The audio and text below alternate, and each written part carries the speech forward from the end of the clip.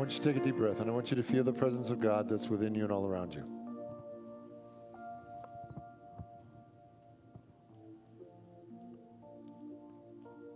And one of the things that sometimes happens in life is that we forget who we are. We forget that we are created in the image and likeness of God. We forget that we are one with all that God is. And we begin to believe a story, a drama. We begin to believe our fears and our doubts. And then we come back to ourselves. Something happens and we remember that we are spiritual. That we are created in the image and likeness. That we are God's beloved. And from that point of view, everything in our life gets easier. That we were created from the essence of God. That we were created whole and complete and lacking in nothing. That we are one with the one. So whatever small things you've believed about yourself, whatever fear, whatever shame, whatever doubt, whatever judgment you've believed about yourself, tonight we let them go. We let them all go. And we come back to the truth. That we are one with the one. That we are the living expression of all that God is. That we are more than we can even imagine. That we are God's beloved. And in us, God is well pleased. Today, I want you to see yourself in a new light, in a new way. I want you to see yourself from the highest point of view. I want you to release the stories and the drama and truly come back to yourself. Come back to the truth of who you are.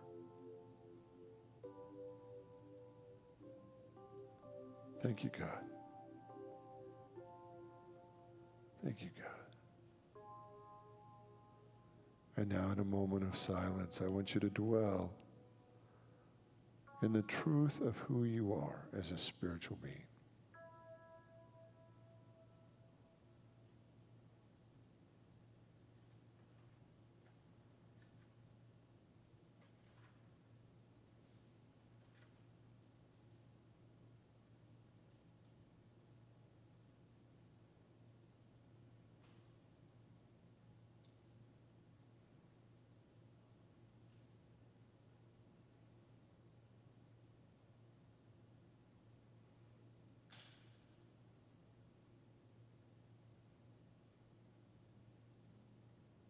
Thank you, God, for your spirit, for your power, for your love, for your wisdom that is all within me. That I am so much more than I've been led to believe. That I am the living expression of all that you are. So today I dedicate myself, I dedicate my life, I dedicate all that I am to fully express all that you are. And so it is. Amen. Okay, you ready? Okay, so what I want to focus on tonight is making your life easier.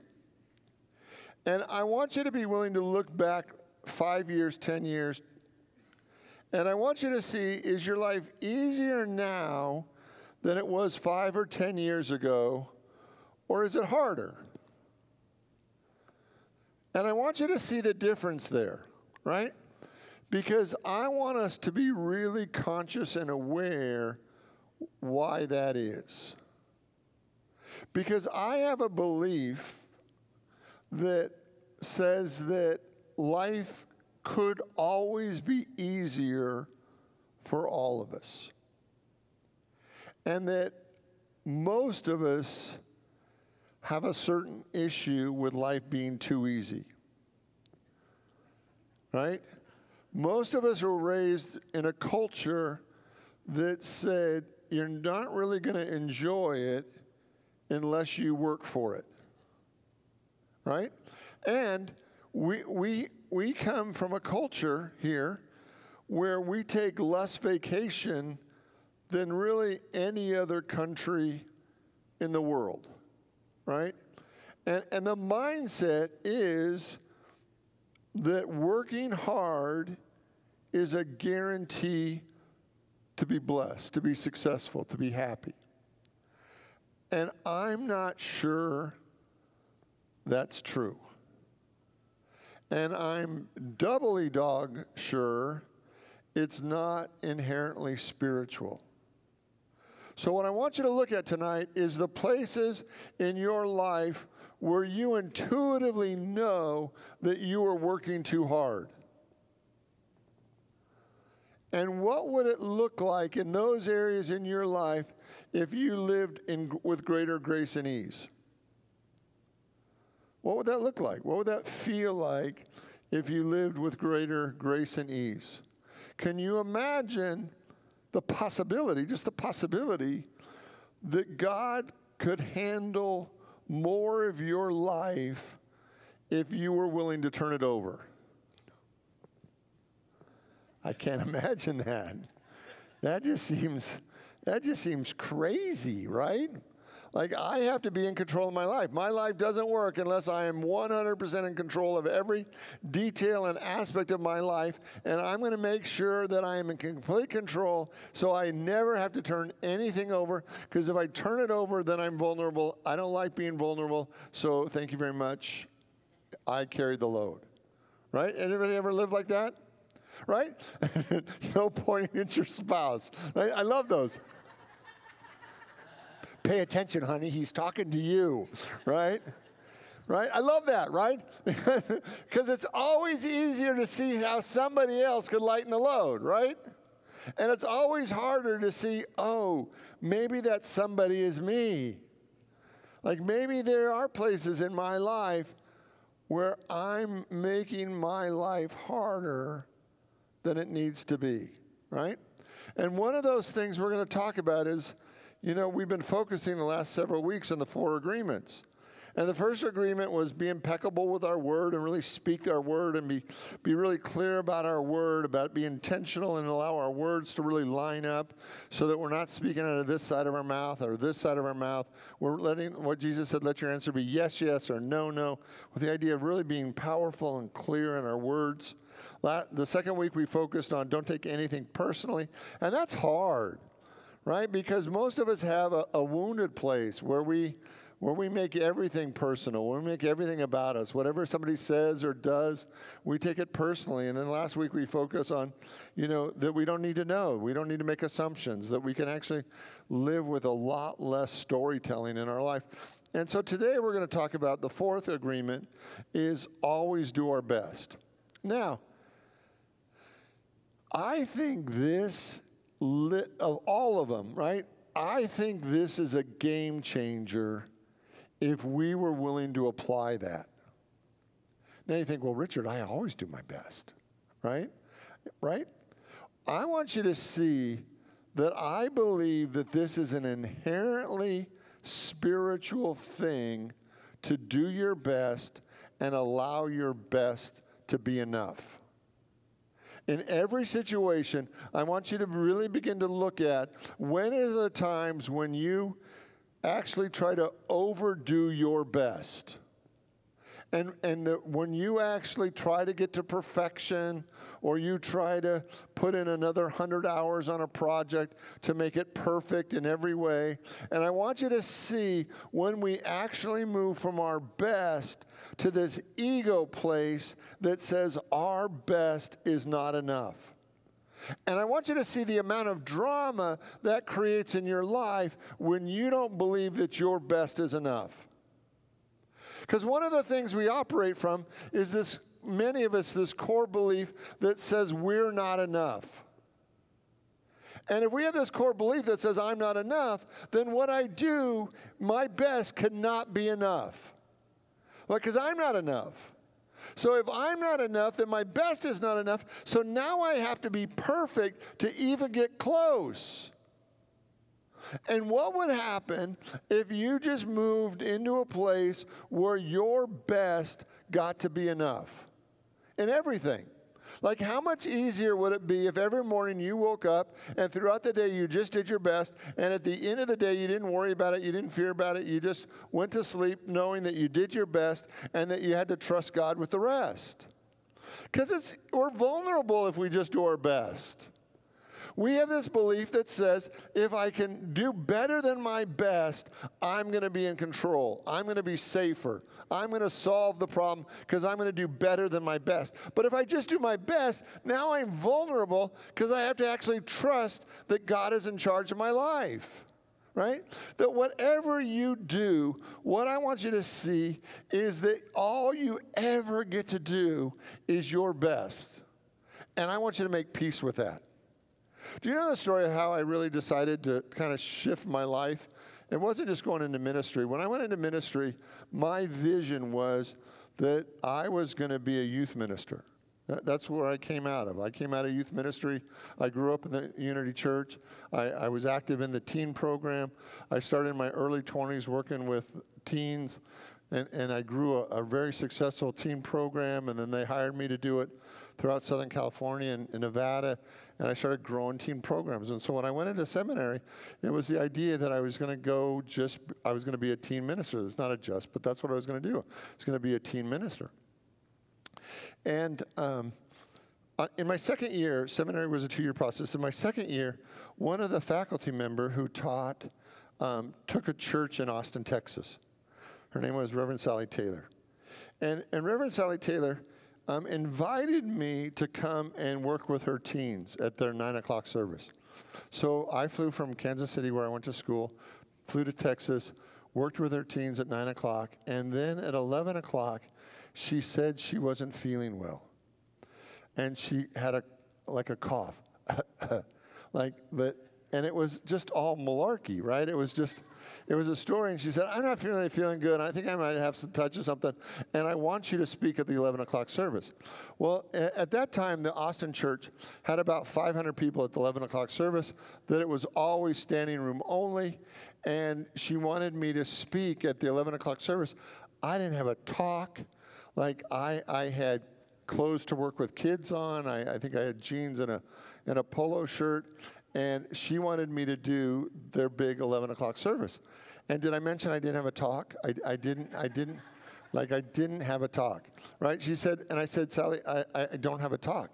And she said, I've heard you speak. You just go do it, right? And I was like, right? And so I got up, and I just shared my story. I shared what was going on in my life. I shared that, and this was in the late 80s, that I was doing a support group for HIV positive kids in Kansas City. A lot of these kids came from very rural communities, and how tough it was to be HIV positive in the late 80s in conservative Midwest communities. And I just shared their story, and I shared one kid's story after another because I wanted people to understand how it was really like to be HIV positive in the late 80s. And when I was finished, I got a standing ovation. And I was like, wow, this is really, that was good. That was like, right? And I thought, I never really wanted to ever talk to an adult, right? I didn't. I mean, I was like, I came out of youth ministry. I wanted to stay in youth ministry. And what I found was adults had a longer attention span. like I could get through a whole 22-minute talk, and most people stayed awake for the whole thing, right? And with teenagers, that was about a 50-50 split, if you could do 22 minutes. And so I actually changed the direction of ministry in that Sunday because that was such a profound experience. And what I knew that Sunday and what I have come to learn years and years later is that when you're invited to speak in front of people, that sometimes it works. And it works so beautifully, it's life-changing.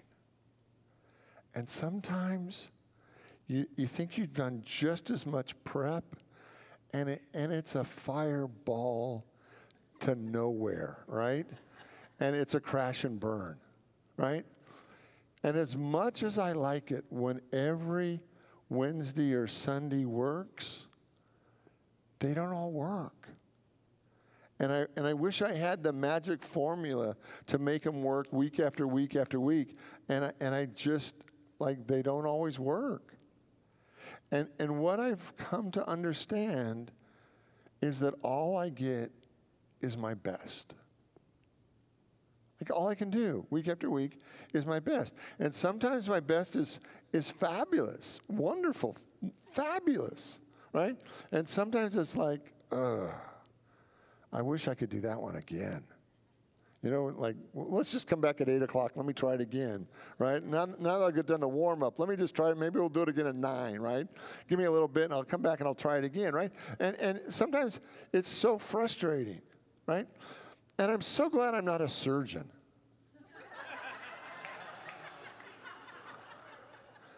Right? Can you imagine how tough I have a friend who's a surgeon. Can you imagine how tough it is when your best is not really enough for that day?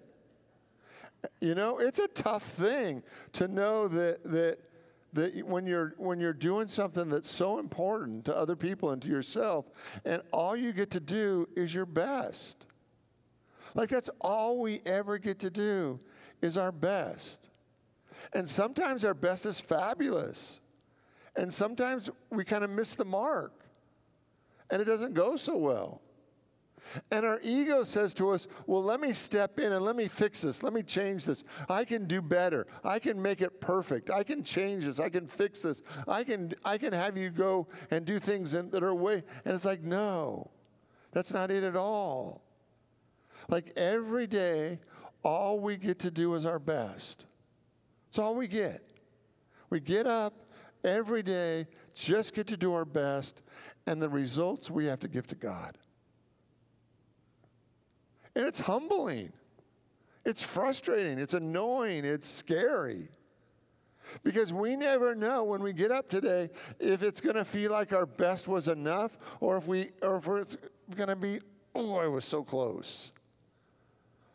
But if we don't do it from our best, then our ego steps in and really tells us it's never really good enough. It's never really good enough. That we try and we try and we try, and it could always be better. So tonight, I want you to look at those areas in your life where you're making life harder than it needs to be, where you're frustrated or disappointed or sad that you're not getting the results that you want. And I want to kind of pull you back to your best, to just your best. No more, no less. I want you to do your best in relationships. I want you to do your best in your work. I want you to do your best with your family. I want you to do your best with your health and with your eating and with your exercise. I want you to do your best. I want you to do your best with your finances. I just want your best. Not one iota more than your best, just your best. And when you're done at the end of the day, I want you to look back at that day and be able to say to yourself, win or lose, that was my best. And I'm willing to trust God with everything. Because the reality is, like, what do you understand is the fundamental spiritual principle of the universe? Anybody want to take a shot at it? What do you think is the fundamental? If you only got one spiritual principle out of all the spiritual principles, if you only got one spiritual principle, what do you think is the fundamental spiritual principle of the universe? God is, okay. Anybody want to vote for love? No. Anybody want to vote for forgiveness? Nope. Faith? Close, but no. Right? The fundamental spiritual principle is as you give, so shall you receive. Because we have free will, this is the meat and potatoes, right? That the entire universe is based on as you give, so shall you receive. The whole thing, right? So imagine every day you get up and you give your best. Not 1 ounce over your best and not 1 ounce under your best. You just give your best. Now, if every day you're giving your best to life, if every day you're giving your best to the universe, what can we trust is going to come back to you? The best. Like as you give your best every day, what's going to come back to you is the best that the universe has. Because every day you're committed to your best and not 1 ounce over and not 1 ounce less. You're heading for that sweet spot right in the middle where every day, every situation, you're giving your best. And every day you are open and receptive for the best that the universe has for you. I give my best, and I am open to receive the best of God. Together, I give my best, and I'm open to receive the best of God. One more time like we mean it. I give my best, and I am open to receive the best of God. I want you to feel that. That as we decide, not only is our best enough, but our best is all we've got. Then it opens the door for us to be willing to receive the best that the universe has for us. And it allows us to be at peace. For some of us, for the first time, that when we give our best, whether it looked wonderful or not, when we give our best, we have to trust God with the rest. When we give our best day in and day out, and we get blessed, we get blessed in greater and greater ways. Because some talks in my own world were better when I gave them than when I wrote them at 4 o'clock this afternoon. Right? There is an activity of grace, right? That says, Richard, that's kind of good, but just be still and let me use your mouth. Right? And there's sometimes when I think, where'd you go? Like, where'd you go? Because it didn't feel like you were there helping at all, right? Because it just didn't work. Let me read from Don McGill. There's just one more agreement, but it is the one that allows all other three to become deeply ingrained habits. The fourth agreement is about the action of the first three. Always do your best. Under any circumstance, always do your best. No more, no less. But keep in mind that your best is never going to be the same from moment to moment. Everything is alive and changing all the time. So your best will sometimes be high quality and other times not so good. When you wake up refreshed and energized in the morning, your best will be better than when you're tired at night. Your best is different when you're healthy as opposed to being sick, or sober as opposed to drunk. Your best will depend on whether you're feeling wonderful and happy, or upset and angry and jealous. In your everyday moods, your best can change from moment to the other, from 1 hour to the next, from one day to another. Your best will always be changing over time. But as you build the habit of the 4 new agreements, your best becomes better than it ever was before. So here's what I want. I want you to look at the levels in your life where you're trying to be perfect, where you're trying to be super duper extraordinary, right? And I want you to, in those areas in your life, I want you to bring yourself back to truth. I want you to bring yourself back to a spiritual life. And no longer try to do it from your ego, from your personality, from some amazing thing. I want you just to do it from the Spirit of God within you. And that every day, simply do your best and trust that as you do your best over and over and over again, that your life is going to get so much easier. He makes one more point that I want to share with you.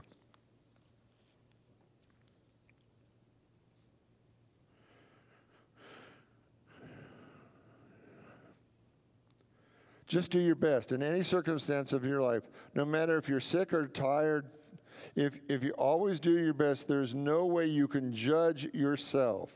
If you don't judge yourself, then there's no way you're going to suffer from guilt, from blame, from self-punishment. By always doing your best, you will break the spell that you've been under. And then he goes on and tells a story about a young man who goes to a Buddhist teacher and says, I want to get to enlightenment.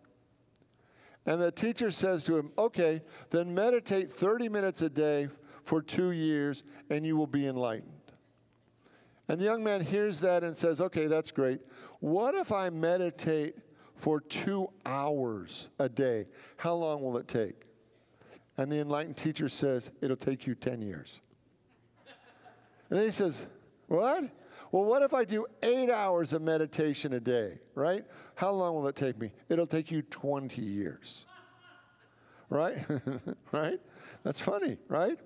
And the idea is that when our ego is in charge of our effort, we are not living the spiritual life. But when our spirit, our true self, is in charge of our spiritual life, then we just do our best, trusting that God will move through every situation. We will be blessed. It'll all work out. There's divine order. There's a perfect harmony and rhythm to life, and we just do our best. So right now, how well do you think you're doing your best when it comes to your family? How much are you doing your best when it comes to your work? With your health, in your finances. And I want you to begin to look at a simpler way for you to live. A way where you just breathe, do your best, and trust God with everything else. You get up in the morning, you do your best. Sometimes your best is great, sometimes not so much.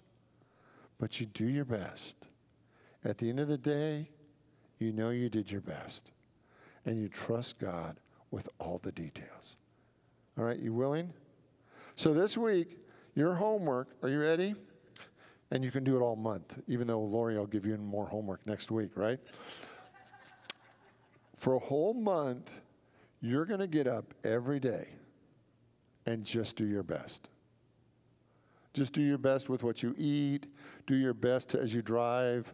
Do your best as you run errands. Do your best as you're at work. Do the best when you're around your family. Do your best. You just do your best. And at the end of the day, you acknowledge that no matter how it went, that was your best. And you go to sleep with the realization that God is in charge of everything. So if you're going to live a blessed life, God's in charge. You just do your best, and you trust God with the rest.